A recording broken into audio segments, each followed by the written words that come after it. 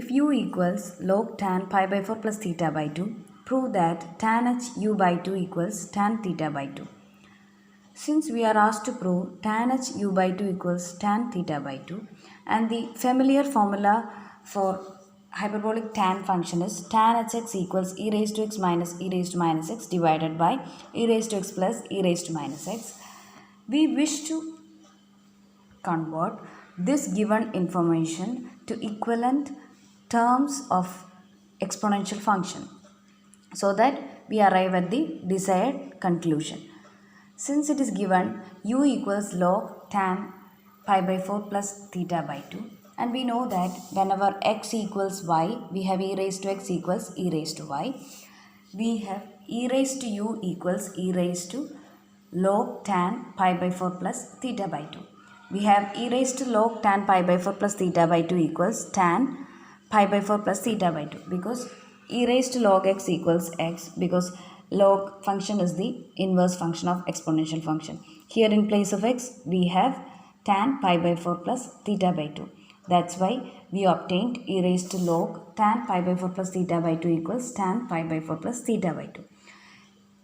In trigonometric identities, we have studied tan x plus y equals tan x plus tan y divided by 1 minus tan x tan y. Therefore, tan pi by 4 plus alpha can be written as tan pi by 4 plus tan alpha divided by 1 minus tan pi by 4 into tan alpha. We replace tan pi by 4 by 1 and we obtain tan pi by 4 plus alpha equals 1 plus tan alpha upon 1 minus tan alpha. Here in this step we have alpha equals theta by 2, and thus we arrive at this expression. We may rewrite e raised to u as e raised to u by 2 the whole square.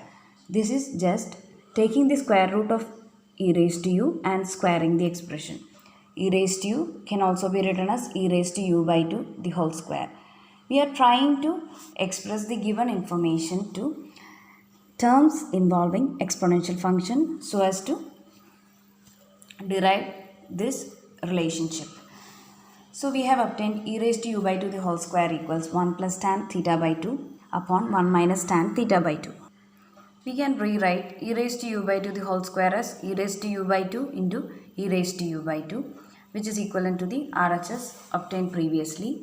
We have x raised to n into x raised to m can also be written as x raised to n divided by x raised to minus m. That is, we have x raised to m equals 1 by x raised to minus m. Therefore, we have e raised to u by 2 can also be written as 1 by e raised to minus u by 2. So, we rewrite e raised to u by 2 into e raised to u by 2 as e raised to u by 2 upon e raised to negative u by 2. Now, we apply component or dividend rule. Whenever two ratios are equal, we have, if a by b equals c by d, then a minus b by a plus b equals c minus d by c plus d. When we apply component or dividend rule to this expression on both RHS and LHS, we have e raised to u by 2 minus e raised to minus u by 2. That is the difference between numerator and denominator of the ratio upon sum of numerator and denominator of this ratio equals the same concept. Difference between numerator and denominator, which is the numerator of this particular expression, and sum of numerator and denominator of the previous ratio is the denominator of the component or dividend rule. In the RHS, we can cancel out 1 and negative 1, and we are left out with 2 times tan theta by 2, because negative and negative becomes positive. Similarly, in the denominator, tan theta by 2 get cancelled. 1 plus 1, 2 is the left out term in the denominator. 2 and 2 can be cancelled and the RHS becomes tan theta by 2.